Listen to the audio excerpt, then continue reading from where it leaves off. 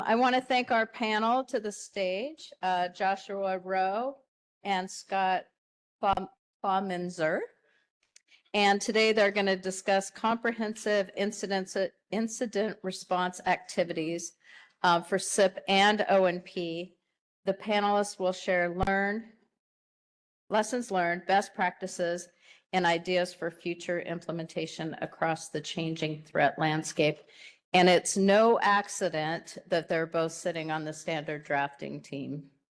So this should be good. Thank you. Thanks, Deb. I'm not sure if I hit the trifecta or lost the trifecta, so let's go through this really quick. One, I have to follow Curtis Cruz. That's a struggle. Number two, I have the directors and the VP sitting in front of me in the front row. And then third, I stand between you and the adult libations for the networking event. So it's win or lose. Either way, to follow Curtis, the only way I can think to do this is to tell a couple of jokes. So I got a couple of CIP jokes, couple of O&P jokes, and then we'll make fun of the auditors afterwards. So the first one, why was the security experts' California hiking trip interrupted? There was a firewall. Why are emails so lonely? They're afraid of attachments. All right, let's go to the O&P side now. How do incident responders like their coffee? On call. I like this one. So we know the EOP4 clock starts right as soon as an event is detected. Does anyone know the actual time of detection? Shift change.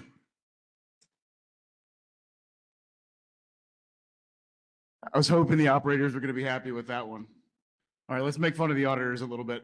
Why did the compliance team from an entity perspective build a 200-page evidence binder?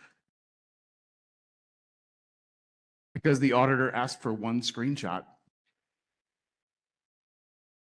All right, the last one, we'll talk a little bit about our superpowers as auditors, though. Did you know we have 3 superpowers? The first one, we can find a typo from 2018. We can turn a quick question into a 3-hour evidence review. And they have the ability to ask for evidence in a format that does not exist.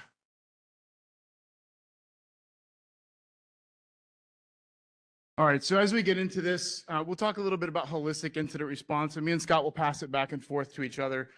Tomorrow, there will be 2 different tracks, one for the small to medium entities that'll focus on CIP 3, Attachment 1 or Attachment 2, Section 4. And then we'll also talk about EOP 4 in that one.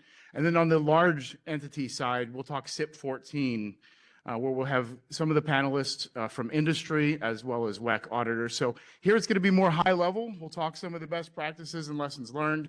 Finally, we'll wrap it up with a little bit of an update from the standard drafting team for 2202 or 22, yeah, 05. Too many numbers, too many travel days.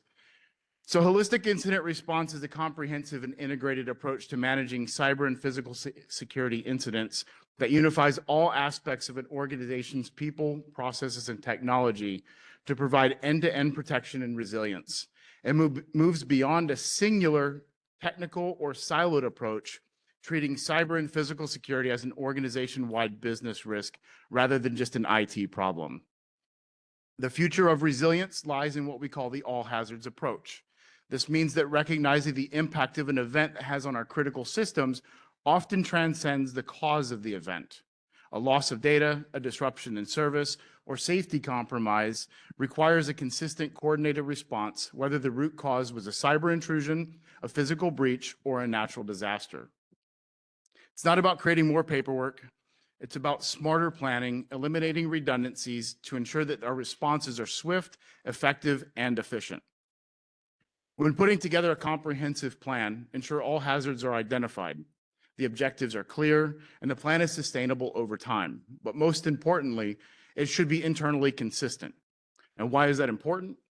Internal consistency is a method of reliability in which we judge how well the items on a test that are proposed to measure with the same construct produce the similar results that we're looking for. A simpler way to say this is it reduces conflicts with other plans and other activities. We all know the one person in our organization who's the jack of all trades, holds responsibilities across multiple departments. When disaster strikes, what direction should that person go?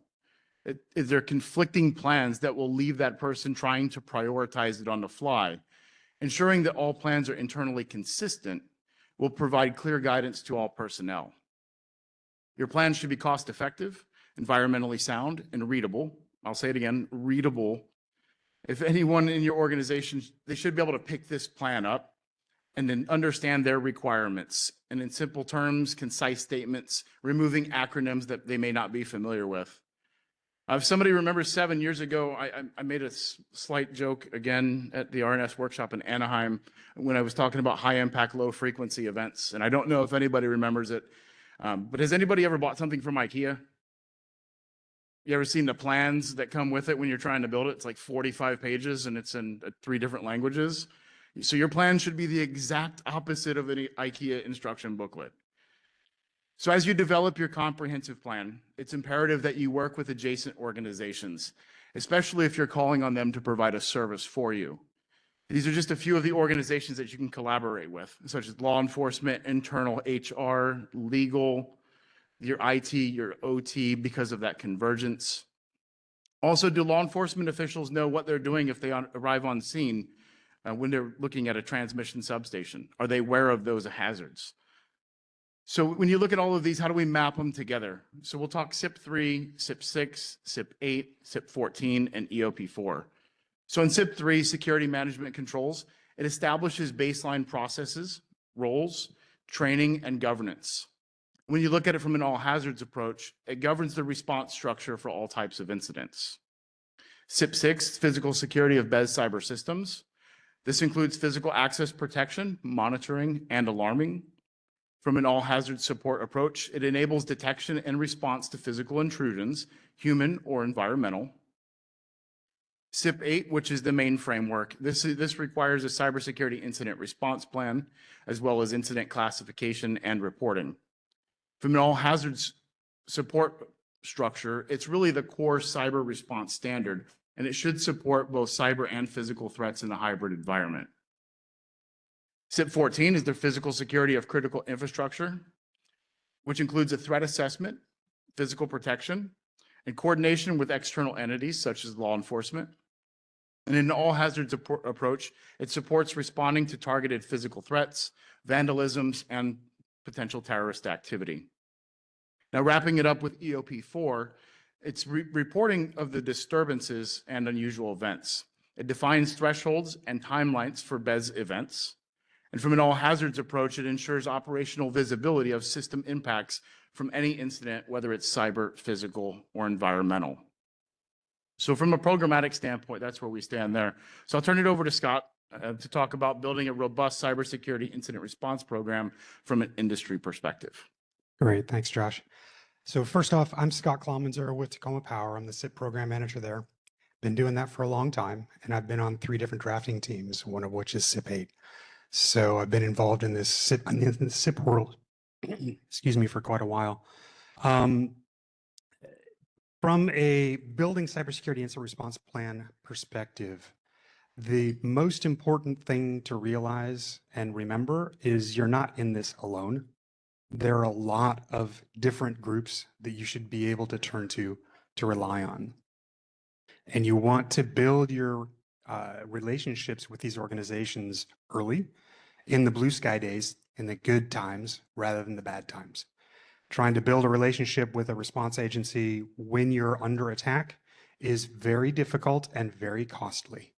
So try to avoid doing that. Build your relationships early and get leverage, get contracts, get things in place with organizations, work with local law enforcement, work with, like we do, the National Guard locally, et cetera, to get those relationships established, get the information sharing relationships established so that you can do all this in a way that allows them to do things that they might need to do in a response action. Also, incident response is difficult. trying to get the right information to the right organizations at the right time is very hard when you're under the gun, when things are hitting the wall, hitting the fan, and your systems are not functional. It's a situation that obviously is not common, hopefully is not common, but it is something that is impactful to the organization in a heavy way. So making sure that you plan appropriately is important. The first thing to do from my perspective is to pick a good incident response framework and build your program off of that. Something like NIST 861 or the SANS Cybersecurity Incident Response Framework with their PICKERL process, if you know that acronym. I'll get to that in a minute. Those are great resources to work with and leverage when building your program, because those go through all the different processes that you need to be aware of when you build your cybersecurity incident response program. So you don't forget something, you don't leverage something that you don't need to, you don't build a process that is just, out of left field, and you don't build it with terminology that other responders will understand or won't understand. So if you reuse the terminology that industry is aware of, that gives you a lot better capability to share information and understand responses from them appropriately. Next, you want to work with your business. Obviously, you need to identify what services are critical and who they're critical to, and what information about those services is critical to what people. That's important. Working with the business to identify the services that they rely on for each work group gives you the understanding as the responders, primary cybersecurity responders, of what prioritization the business places on the services you're working with. So you can work with the business to establish response priorities so that you appropriately respond to the systems that are more critical. There are some tools that might kind of pass under the radar that are used by multiple critical services. You might need to restore those first in order to be able to restore the critical service that the business relies on. So those service dependencies are also very necessary to understand. Understanding what something relies on within your organization. That gives you that functional business response process to understand how to go about reestablishing services. Next, identify any gaps in capabilities within your group of responders. Your group of responders, by the way, is not just cybersecurity, and everybody should be aware of this. Your responders are across the entire organization. But what gaps do you have in capabilities that a typical cybersecurity incident response program needs? Do you have forensic capabilities?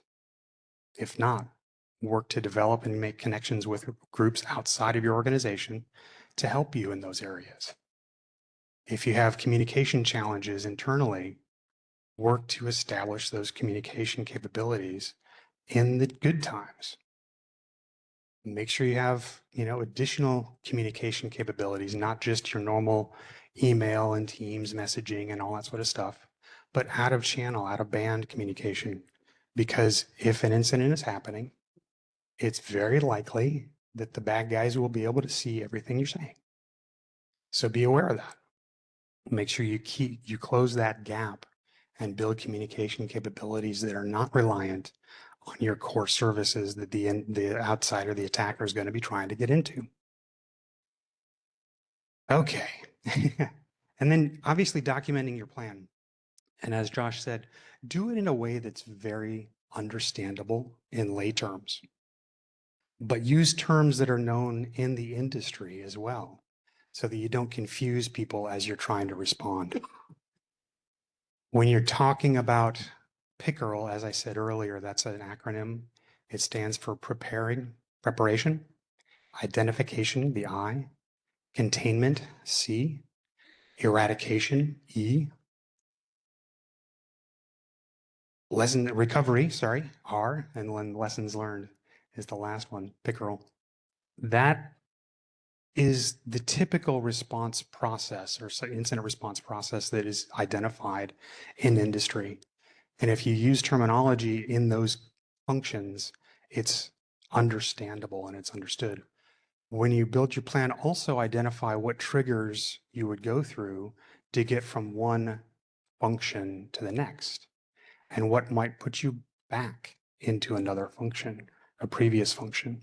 So a lot of these processes are very cyclical. When you're in a containment phase, you want to move to an eradication phase, you have to understand that your scope is fully contained. If during an eradication you identify that your scope is not fully contained, you go back into that phase and work the process again. So it's key to us to understand all of these different phases and understand that terminology so that we can then prepare and work through the processes. Next, build playbooks for specific critical support services. So if you have critical services that your business relies on, build a playbook about how to recover that. And like I said earlier, the service dependencies are critical in those functions. So understand how that process is built and what you need to do in order to return that service to functionality. And then test your plan. The only way that we can ever get better at doing what we do in response function is to try doing it. Muscle memory is something that is very critical. And if we don't test our plans regularly and often, minimally, obviously, CIP is that annual process, that's 15-month process.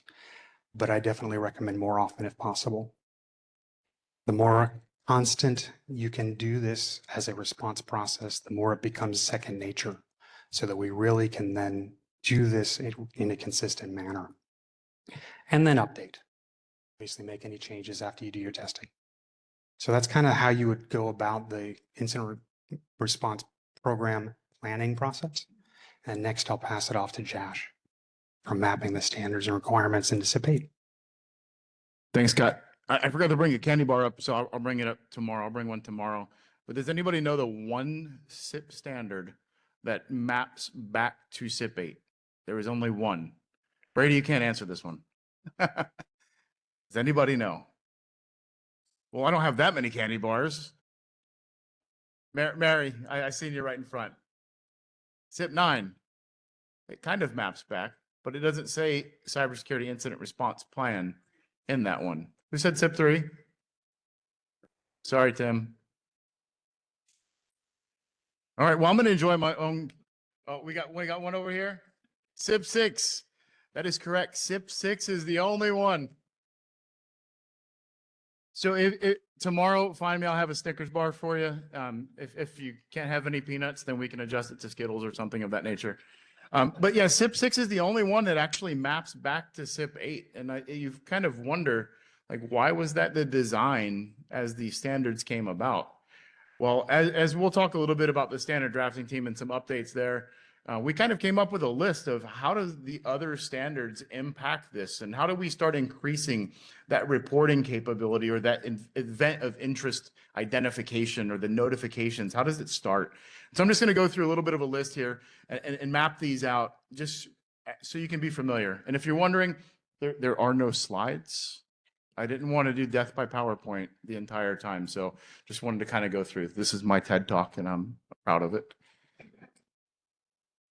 So we'll talk the first one, and again, these don't map directly in the standards language, but it's something to be considerate of as you're building out your plans, revising your plans, or developing an all-hazard approach. CIP 4, R4 through R6, is where we have events that are detected during access reviews or revocation processing. CIP 7, requirement 1.5, detect known or suspected malicious communications. CIP 5, R1.5, sorry. So when you see that, that's what the standard language says, detect known or suspected malicious communications. What do you do with them after you've detected it? Who do you notify? What's your process? It doesn't map back to any kind of incident investigation. We have the CIP 6 1.5 for alarms and alerts to unauthorized access to a PSP or unauthorized access to a physical access control system. SIP 7, requirement 3.2, mitigate the threat of detected malicious code. Again, you found detected malicious code. What do you do next? SIP 7 4.1, this is where you're reviewing log events. SIP 7 4.2, alerts for logging failures or detected malware. SIP 7 4.4, log reviews to identify undetected cybersecurity incidents. SIP 7 5.7, threshold for exceeded alerts, unsuccessful authentication attempts. SIP 9 1.4 for detected backup failures. SIP 10 requirement 1 and 2.1 deviations from existing baselines. SIP 11 R1 R2 insecure handling or unauthorized disclosure of BCSI. SIP 12 failure of security protection for real-time assessment or real-time monitoring data that's in transit. And lastly, SIP 13 requirement 1.2 notification of vendor breaches or incidents. So if we think, and then there's probably more out there, but this is really all we put on one slide for the standard drafting team. It was easier to put one slide instead of multiple. So if you think outside the box, all of these types of events could trigger some sort of an investigation that requires an incident response. Doesn't necessarily mean that it's a reportable cybersecurity incident or you need to raise the red flag, but these are all indicators of compromise that should be shared with EISAC, shared with CISA, so they can take actionable intelligence, put it into the hopper, spit that back out to you for your event analysis procedures or your processes, and give you something that you can look in your environment to identify where risk mitigation strategies or treatments can be placed. I'd be remiss if I didn't talk about some of the O&P standards. I have some great O&P auditors who taught me a little bit about this. So if we map O&P back to incident response, EOP4 is recognizing and reporting incidents as a core process of incident response. EOP5 focuses on response and recovery from a major system event. EOP6, coordinate restoration activity between entities. EOP8, addressing contingency planning and continuity of operations. And if we want to look at it from a broader approach, IRO 1 through IRO 10, coordination and authority in responding to real-time operational threats. TOP1, operational response to abnormal system conditions. And COM2, which standardizes the communication during emergencies. So if you see how all of these different standards, they don't directly correlate back to SIP 3, SIP 8, or EOP4, but there is some sort of a construct for incident response, and it does map back together. And again, it's about that information gathering, the investigation, so you can take swift action on those events. I'm going to keep using events of interest. So that's my plug for the drafting team. Please vote for that one. That's one of my favorite topics, is how do we identify these anomalies and how do we classify them and start investigating whether or not it's benign, if it's anomalous, or if it's an actual event. So now kind of map those there. I'm gonna pass it back to Scott to talk about leveraging tools within your network environment to bolster incident identification. That was a great list of requirements that map to SIP 8. Each of those requirements has tools to back them. So if we look at the requirements that Josh just mentioned, there are tools that you use daily that either alert or give you some sort of a log of actions or activities in the environment. It's the best way to make use of that information is not just to centrally log it all, it's to understand the information in your environment. So the goal is to identify actionable information, and that means a lot more than just getting everything into one place. That helps you to look for information that is actionable, but that doesn't help you identify that information. Things that you can do to help you identify what to act on are to learn and understand your business processes and business functions that will be impacting that information.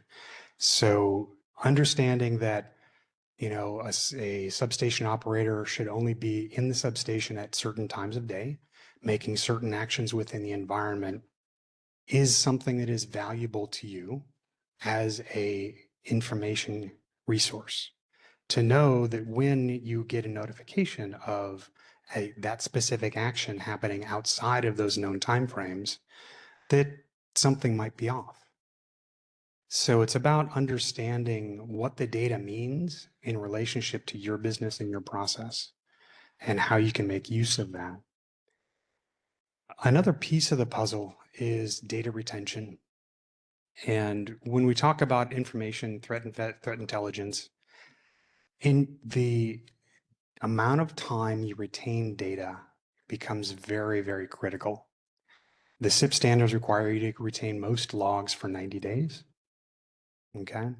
That's barely adequate, because if we look at any, history, we got a notification this last July about some IOCs that Salt Typhoon, one of the major APTs in the environment, were executing against critical infrastructure.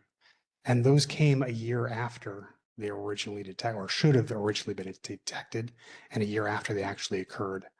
So without data retention to be able to go back and look at back in history and look back at that time frame, you may miss the information that is relevant to that organization and that indicator of compromise. So data retention becomes critical. So keep your log information as long as you possibly can, given your capabilities, your capacity, and your system. And the last really key thing to remember is to keep your eyes on the prize. Make sure you have the resourcing for people to watch that information, because you can have alerts all day long, but you don't want to be like Target and get alerts and realize months later that you were compromised and be in the news. So this is one of the critical items that is challenging for most entities, is to sufficiently resource your programs to be able to keep people aware of what is happening in your environments. This is a critical problem, a critical challenge, and it's something that we all need to be very aware of and try to provide that resourcing to our cybersecurity groups or whatever work group you have that's going to be able to watch that information to be able to act on it.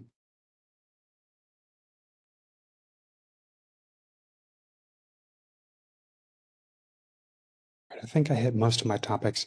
There are an awful lot of tools that are used, like I said, like Josh said, in the various CIP standards. There are a lot of tools that are used in your IT and finance environments, a lot of tools that are used across the organization that can be leveraged and used. But like I said, make sure that you understand what should be happening and also what should not ever occur, so that you can pull that information out of your systems and be able to act on it appropriately. Okay. And next, I think it's about leveraging physical security measures. So we'll continue on. So looking at the network environment, that's great for the very technical folks in the room. For those that thrive on physical security measures, there's a lot of measures that you can use to detect and assess events of interest. I just talked through some of the key measures, and again, tomorrow in that track for the large entities, when we talk about CIP 14, inside that, so John Piccioni and Frank Gauthier from Pacific Gas and Electric will have an opportunity to talk through adversarial sequence diagrams and how these physical protection measures are in place to detect, deter, delay, assess, communicate, respond, all the way across the board here. But just for the general audience, key measures for detection and assessment: intrusion detection systems, motion sensors, door window sensors, glass break, access control systems, your video surveillance, such as your CCTV with analytics, event logging, tailgating detection. But to bring in some of the other pieces from an all hazards approach, when you're looking at like a biological threat or the biological hazard, environmental monitoring systems for smoke, heat, or water sensors, air quality sensors, and then your security personnel, the folks with boots on the ground that have an opportunity to see these things happening in real time. They can all be reporters for you. But the true power of these measures come from integrating them into a unified security management platform that correlates data from various sources. This unified approach provides a holistic view, enhances situational awareness, and allows your security teams to receive instant actionable alerts, verify the events, analyze historical data and patterns, and coordinate a rapid and effective response. So talking about response, just want to spend a few minutes talking about some incident response exercises. If I've ever audited you or you've ever had an interview question from me, I'd probably ask, have you actually stress tested your cybersecurity incident response plan? That's because there's a couple of different exercises that are merely just tabletop exercises or an operational walkthrough where you can just talk through your plan. But have you actually stressed it? So designing diverse incident response exercises is crucial for stress testing and improving organizations' incident response plans. Exercises should be customized to the unique risk profile, including a wide range of scenarios and exercise type that include different teams and capabilities within your organization. This can be conducted through a tabletop exercise, which is the discussion-based scenario where participants talk through their roles, responsibilities, and hypothetical scenarios with the purpose of validating the overall process. They identify gaps within the plans and clarify the roles in a low pressure or a stress-free environment. Additionally, expedited paper drills can be an additional method to exercise your cybersecurity incident response plans. This is a more detailed step-by-step simulation of specific event in a compressed time frame. Scenarios should be realistic, relevant, and based on real-world threats and challenge specific areas of your cybersecurity incident response plan. So if you think about that, are you testing the entire plan, or are you testing small facets of the plan to look for gaps or to look for areas of improvement that you can test more rigorously? Some best practices with this, it's to define clear objectives, assemble the right team, use a skilled facilitator, create a no-fault environment, debrief, and follow up. I say the no-fault environment because you have the opportunity within CIP 8 to actually deviate from your plan. It calls it out specifically, document deviations from the plan. So it's okay to make mistakes in that, as long as you're reviewing them in the lessons learned phase and applying them in future iterations of your plan. Think beyond traditional exercises. Just real quick, has anybody ever tested their cybersecurity incident response plan after business hours or on a weekend? Nobody? That's the general recommendation for everybody. Because we all know the bad guys are going to attack during business hours. You don't have to, but it's just something to think about. And it goes back with the next person up theory. And I spoke to this multiple times as well. If you have somebody who has an incident role and responsibility within your plan, what happens if they're on PTO? What happens if they have a conflicting priority and they can't be there to respond? Who's the next person up that's going to react in their stead? Having those types of things are going to make your exercises a little bit more robust.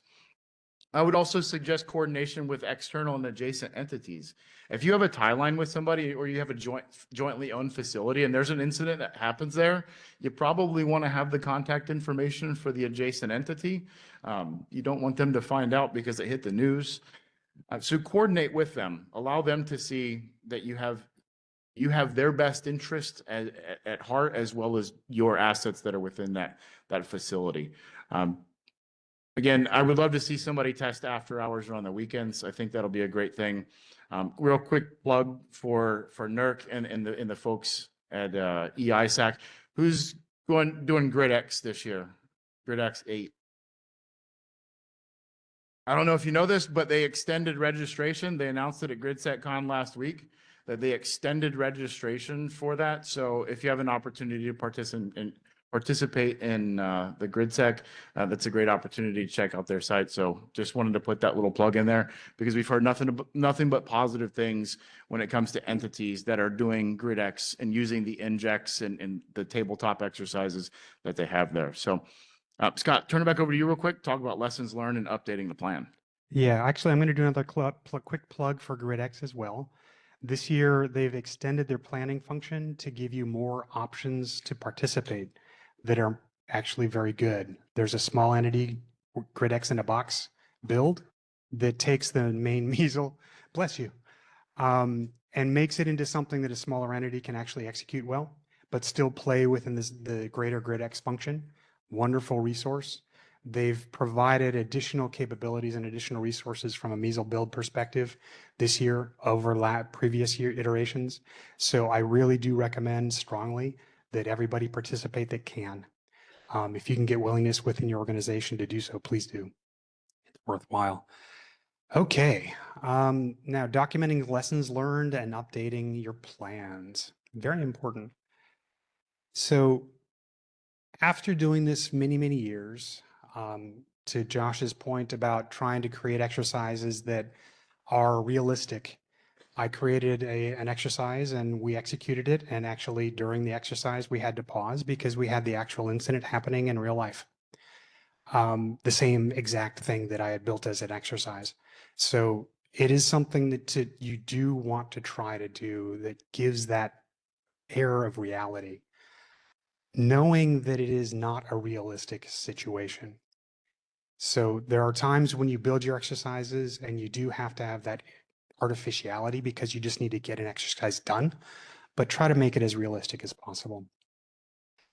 After you go through the process, after your exercise, we build what we call an after action hot wash, where we just have everybody come together at the end of the day or at the end of the exercise and talk about all the things.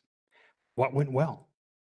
Make sure we document what we did well, how it went well, why it went well, so that we can continue to push on that function and make it even better. Document obviously what didn't go so well. What specific thing might have not gone well within that function. And to Josh's point also, document any deviations from your plan. So if you decided you wanted to do something some way, but you actually did something different, that's common. That is not uncommon to see that.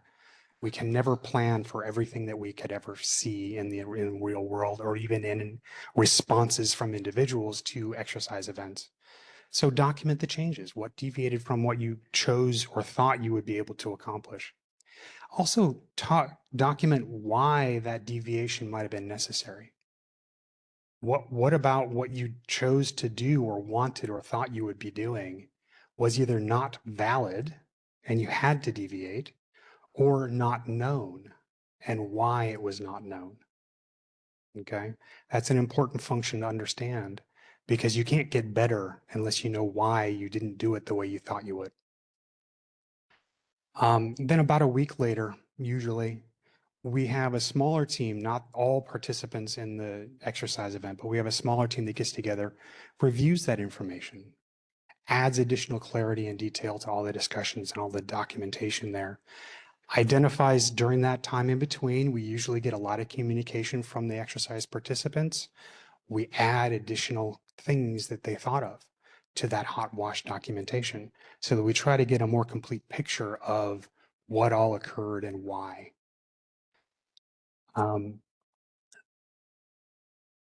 Then anything that we wanted to edit or add in additional documentation, we do it there. And then we review all that together as a small team and then prioritize any actions that we might need to accomplish as a result of any of those deviations. Actions to ensure we continue doing something are as important as actions to ensure we fix what we didn't do well. Both of those sides are things that we try to identify because it's good to give people that pat on the back, but also good to know that we're doing something correctly and give people that understanding. And then once you build that action plan of what you want to accomplish next, work with all the people that are affected by those changes and make sure that they are going to commit or will commit to fulfilling that information, those corrective actions. If they can't do that, work with them, negotiate with them, figure out what's something that is actionable to help solve that challenge.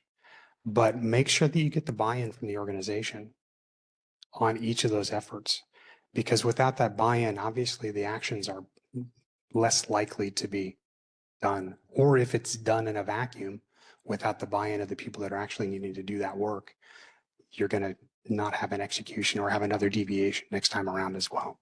So that's kind of the process. Convert your challenges into actions, update your plans, and then go back and test again. I like the retesting aspect of it. If you don't retest it and you don't have to do it again for another 24 calendar months, how do you know if that plan is going to be actionable and usable? So that's a good point. Lastly, we'll talk a little bit about incident responding, but I don't want to take too much away from incident response. That's going to be incident reporting. That's going to be talked about tomorrow with the low or the small to medium group. But incident reporting pursuant to CIP 3 and CIP 8 is more than just providing a report to EISAC, CISA, or DOE. It's about providing information that can be used to extrapolate physical and cybersecurity risks to the grid by gathering, analyzing, and sharing threat intelligence, coordinating incident management, and communicating mitigation strategies to the members and government partners. This information is distributed via daily reports, incident bulletins, and access to a secure portal to help owners and operators of the bulk power system against an evolving threat landscape. And when you're looking at it from an EOP perspective or an EOP4, looking at the damage or the destruction to a facility, the physical threats to a facility or control center, major load shedding, significant voltage deviations, loss of controller monitoring, and various other items within that form. So ultimately, when you look at it from a holistic picture here, incident response is just how are you responding to a specific attribute within your system that's anomalous and it shouldn't be there, or maybe it needs to be there, and what's the cause? Stress testing all of your plans that you have, whether it's a specific plan for this specific system, or if it's a holistic all hazards approach, stress testing it is a key thing, and making sure that everybody understands their roles and responsibilities. So that's the end of the presentation from that perspective. We'll do a quick high-level overview of SDT 2022-05. We'll make the mention that Scott and I do not speak directly for the drafting team. Without the drafting team here, we don't have quorum to kind of give an official process. But if you look on NERC's website, you can see under the standards page where we have ours. Right now, it currently sits as a low priority project. We've been working on it for about 2 years now. The focus of it is really to identify gaps and redefine what an attempt to compromise is. And so we've had some core changes to R1, R2, R3, and 4. And it starts with really realigning CIP 8 within this definitions. We removed some of the requirement language from the definitions, so we're not reliant on those definitions to give us the auditability. And then we removed the scope language from some of the definitions as well. There are some proposed definitions. I've said definition like 7 times in the last 30 seconds. I apologize. But there are some proposed definition changes. One is to cybersecurity incident. Then we have a couple of other ones, event of interest and attempted cybersecurity incident. If you notice on that red line that's actually posted for unofficial comment right now, attempt to compromise goes away. So it takes that ambiguity out of what is an attempt to compromise, and we actually built out more structure for entities to use to define what it is in their environment that's a cybersecurity incident or an attempted cybersecurity incident. And then we retire we're proposing the retired definition of reportable cybersecurity incident. In R1, we're looking at it from shifting it from a specific plan to cybersecurity plans, provides flexibility and leverages other existing plans. Instead of opening up all of the different standards, so we talked about the ones from CIP 4, 5, 6, 8, 7, 9, 11, 12, and 13. Instead of opening all of those up and tying it back into CIP 8, we're trying to put this process in that draws the events of interest from all of the other ones. So we basically don't open up 10 different standards and have to modify those. It makes it a little bit easier just to leverage what's currently existing. It's backwards compatible. You can either choose to have one plan and it leads on existing plans of how those events of interest are identified. R2, it follows the logical progression of this. If again, if we're going forward with event of interest, it makes sense just to kind of keep that flow there. 2.1 stays and it talks about the testing, but we flip-flop 2.1 and 2.2 to make the order flow. So you have to have a plan and then you have to test your plan. I'm just going to go down into R3. It does include a provision, so there's a new portion in there. We looked at 3.1. So if you have a deviation from your plan, as it currently sets right now, it's just document deviations from the plan. There's nothing that says review those deviations or take action on those deviations. So we proposed a piece that would require entities to review those deviations to determine if plans were needed or not. And then in CIP, in R4, we changed NCCIC or NCIC to CISA per the 2016-02 drafting team and to map it with CIP 8-7. It brings everything in line with the current reporting agency. And then there were some conforming changes when it comes to reporting the cybersecurity incidents for those two definitions. And Scott, anything you wanted to add on those? Yeah, just real briefly, and I apologize for keeping you a little bit longer from your libations in a second. The definitions, to say it again, update really build on three key features. They build on each other. There's detection of a malicious or specific thing, suspicious thing that happens. Then it's about the impact to the cybersecurity of the organization, whether it may occur in the future, whether there was a potential occurrence, or whether there was an actual occurrence that builds from the event of interest to the attempted cybersecurity incident to the cybersecurity incident. And then it's about what your response is, whether you had to investigate or whether you actually had to respond. And again, it builds, it's the same kind of build in each of those definitions, but it uses that same construct to build that function and how you process that information. So it's really intentional how we did this, and it's trying to follow the typical response process: investigate, detect, investigate, respond. Okay, that's it. So Yeah. any questions? Yeah, since it's an unofficial comment, we do ask, like, provide comments to us, to the drafting team, allow us to take that information back. If you provide a comment, we just ask if it's negative in nature, if it's a change, please provide a solution.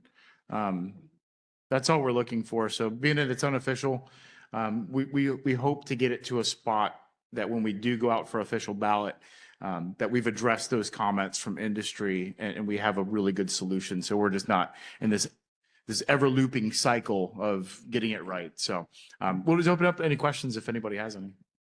Lennon?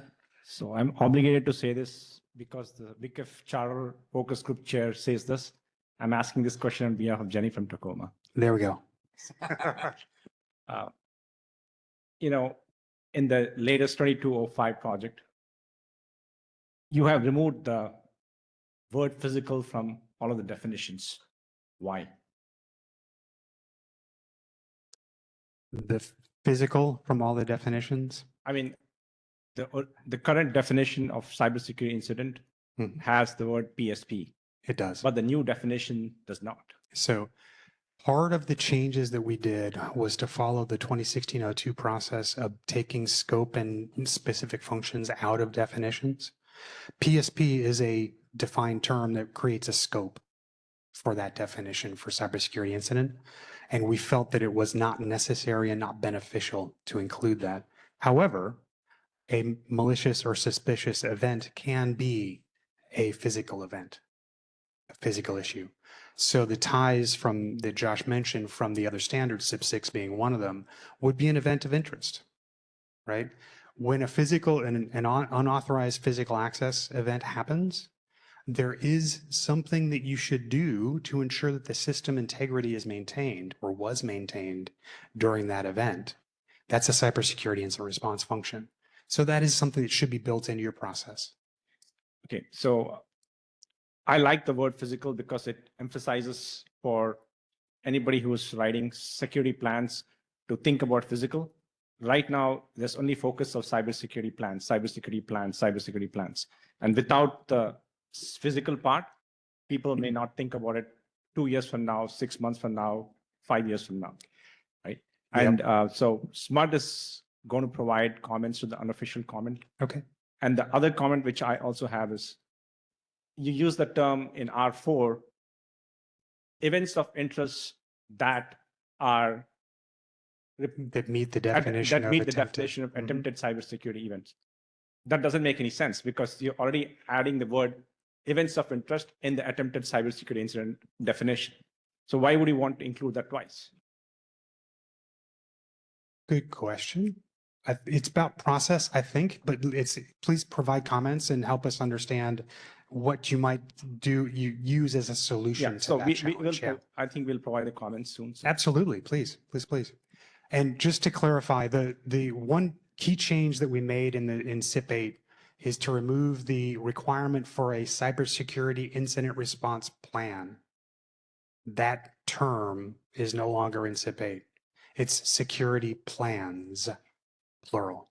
The intent behind that is to be able to leverage things like your physical security plan, your system security plan, et cetera, to provide that incident response function or that build into CIP 8. Thanks, Lennon. Are you ready for an online question?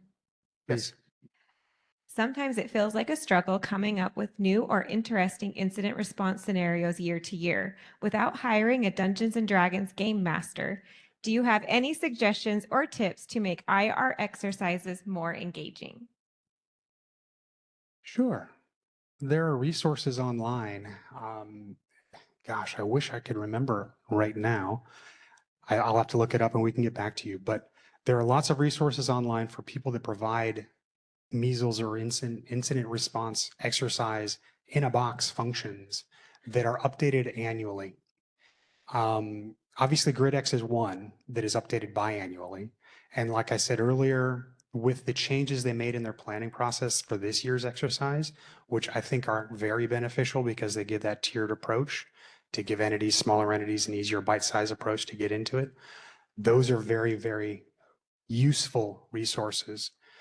If you download the previous exercise index and the measles from the previous exercises or any of the previous exercises, all of that can be leveraged for your future exercises as well. So you can look at anything that's happened historically from GridX and then also those other cybersecurity incident response exercises in a box kind of concepts to be able to get information and get your response exercises off the ground fairly readily.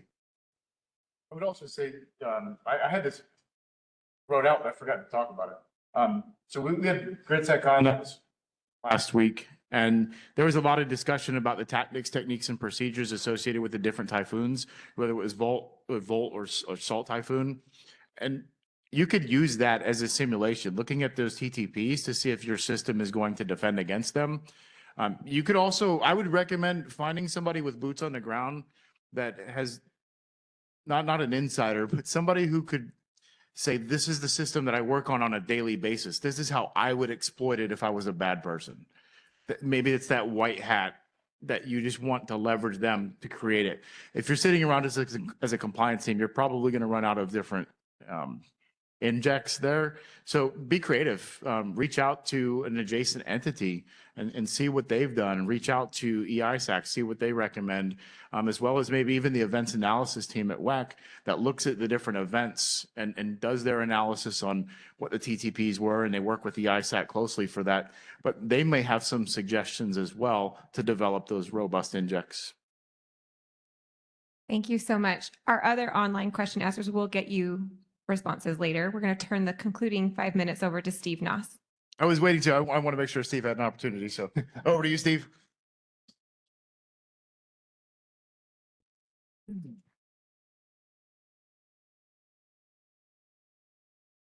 Well, thanks to both of you. Great presentation. Had a lot of good thoughts today. I hope you all took something away from this. As I do sometimes, I take notes during these sessions and try to think about things that resonate.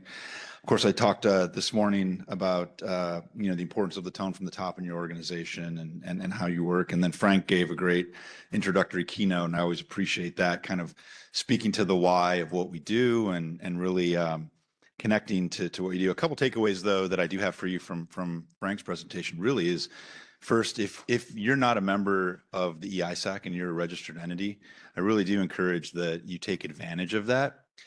If you're from a registered entity and you don't know whether you're a member of the EISAC, I recommend that you do find that out. And if you are, have a discussion, because these provide the real-time insights that can help make your program even better to serve the purposes that it does it. Now, the grid in a box thing, I think one of the great benefits of that, from my understanding, is that some entities have been apprehensive in the past to join the full GridX. So the grid in the box provides this advantage to kind of do it in your own way, your own isolated way. And so I hope nobody should be afraid to at least do that, participate in the full GridX, or at least do the grid in the box. But whenever I hear a lot of the things going on in the security space, it makes me think of, and I think it's real in this case, there's always adversaries out there trying to find vulnerabilities. And, it's really important that, like, you're not the slowest person trying to outrun the bear.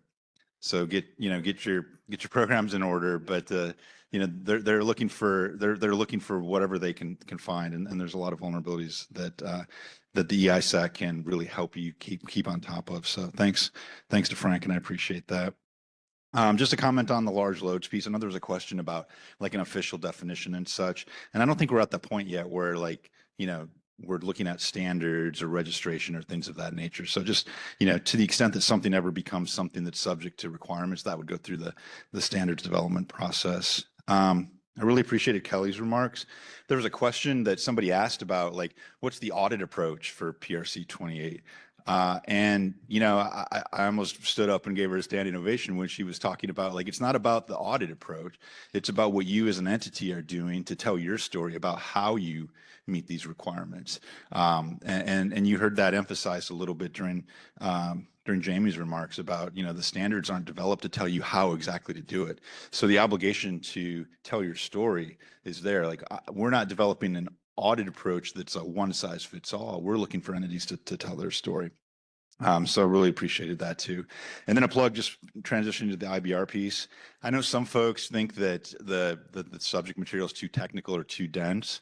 And I guess the encouragement I would give from an anecdote doing standards development work in the past is that sometimes we had folks who didn't have a technical background whatsoever in the material being developed, but they had a different perspective, a different business perspective, or a different compliance program perspective that was a really valuable add to understanding what needed to go into effect. So regardless of where you are on the spectrum of technical expertise, I think you can add something to that.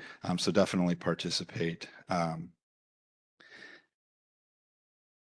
The insurance piece, it was remarked that there's an opportunity outside of audit for that. And it really struck me when Curtis said, some of the responses they got spanned from like this really good detailed program to this is what we do per the requirement. So hopefully take that to heart when you're thinking about, how do you tell your story about what you do to make sure you're effective at mitigating the risk that the standard is there to respond to. And I really took out from the incident response piece the bad guys don't always attack during business hours. I mean, I think that's good to keep in mind. So you've all got homework to go back to your organizations, probably coordinate with your management about how exactly to do it, but to have an incident response plan outside of business hours to serve everyone well. But that's it for the first day. We do have a reception starting on the 4th floor. Now, it's indoors, but you have to walk across an outdoor area to get there, and it's a little bit wet, so be careful crossing that to get there. But otherwise, I had a great time with everybody. I'll be upstairs myself. Look forward to talking to many of you. And then we have breakfast starting at 8:30 tomorrow, and the event's kicking off at 9:30. So look forward to seeing everybody there tomorrow. Thanks.